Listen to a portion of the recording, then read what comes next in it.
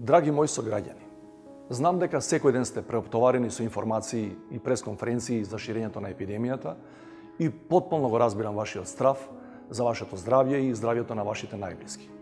Ја разбирам и вашата загриженост од лошите вести и од проширувањето на рестриктивните мерки. И јас самиот ги имам слушнато не знам веќе колку пати апелите од надлежните да останеме дома и да избегнуваме физички контакти со околината. Меѓутоа, за сето тоа има голема причина.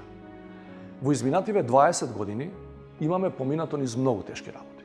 Но да бидам искрен, ваков смртоносен противник досега не сме имали.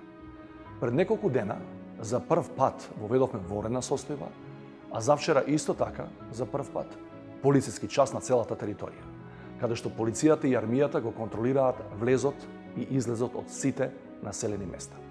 Докторите и сестрите, војниците, полицајците и волонтерите се секој дневно на работа. Во одржувањето на стабилноста на системот огромен придонес даваат и вработените во трговијата, транспортот, во услужните дејности, кои покрај критичната состојба остануваат на своите работни места.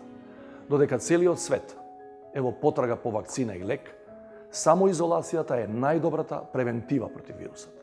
Знам дека ви е тешко, но мораме да ги сочуваме нашите животи и да им помогнеме на немоќните и на повозрастните.